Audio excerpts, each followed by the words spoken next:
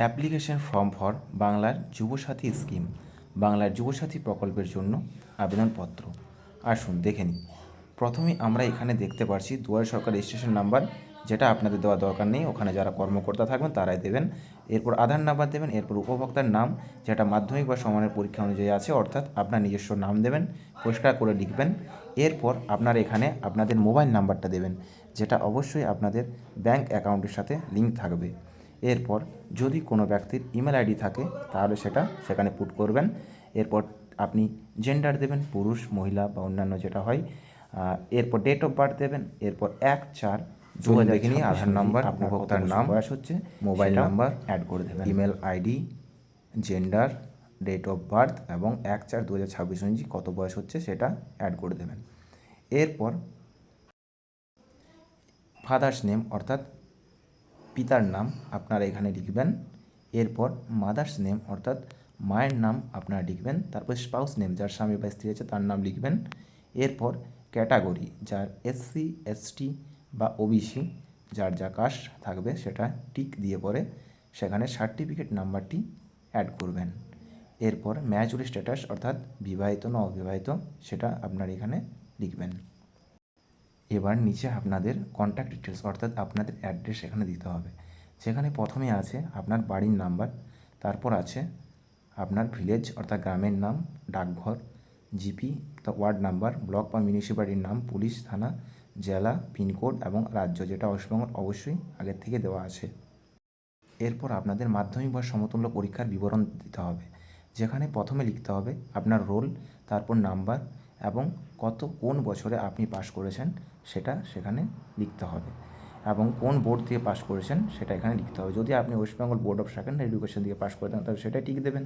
যদি আপনি CBSE থেকে পাশ করে থাকেন সেটা লিখবেন, ICSE থেকে লিখে থাকলে সেটা লিখবেন, এবং আদার্স বোর্ড দিয়ে হয়ে থাকলে সেটা লিখবেন। এবং নিচে আপনি দেখতে পাচ্ছেন শিক্ষাগত যোগ্যতা, এখানে আপনার হাইয়েস্ট কোয়ালিফিকেশান কী সেটা আপনি দিতে পারেন। আপনি যদি HS পাস হয়ে থাকেন তাহলে তাই দেবেন, বা গ্র্যাজুয়েশন পাস হয়ে থাকলে সেটা এখানে অ্যাড করবেন। তারপর নিচে আপনারা দেখতে পাচ্ছেন আপনার বর্তমান পেশা কী, অর্থাৎ বর্তমানে আপনি কী অবস্থায় কর্মরত সেটা এখানে অ্যাড করতে হবে। এরপর যিনি আবেদনকারী ব্যক্তি থাকবেন তার ব্যাংকের নাম, ব্যাংকের যেটা ব্রাঞ্চ অর্থাৎ শাখা, এবং ব্যাংকের অ্যাকাউন্ট নাম্বার স্পষ্টভাবে লিখবেন। এর সাথে আপনি IFSC কোড অবশ্যই লিখবেন।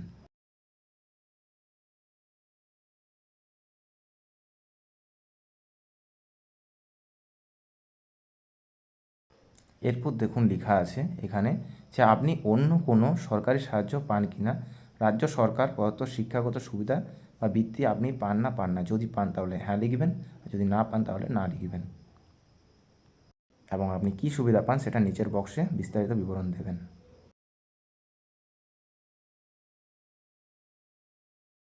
এখানে আপনাদের কী কী ডকুমেন্টস লাগবে সেগুলো টিক দিয়ে দেবেন। দেখে নিন আপনাদের কী কী ডকুমেন্টস অ্যাড করতে হবে।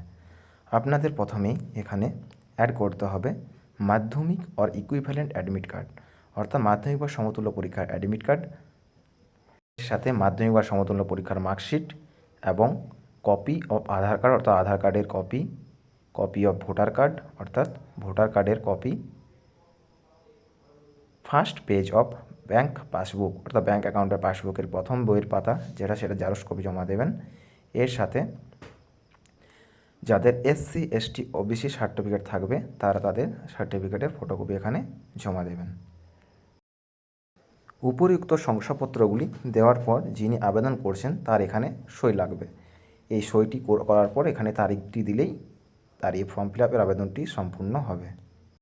আপনারা অবশ্যই এখানে ওপরের ডান দিকের বক্সে যে ফটো দেওয়ার জায়গাটা রয়েছে ওটা ভুলবেন না, ফটো ছাড়া কিন্তু আপনাদের আবেদনটি বাতিল হতে পারে। চলুন বন্ধুরা, আমি আশা করি আপনাদেরকে এই ফর্ম ফিল আপের সম্পূর্ণ প্রসেসটি বোঝাতে পেরেছি। যদি আমার এই ভিডিওটি আপনাদের ভালো লেগে থাকে তাহলে অবশ্যই এই ভিডিওটিকে লাইক দেবেন, কমেন্ট করবেন, যাতে আমি আরও উৎসাহিত হয়ে আরও নতুন নতুন ফর্মের জন্য ভিডিও বানাতে পারি, এবং অবশ্যই চ্যানেলটি সাবস্ক্রাইব করবেন। ধন্যবাদ।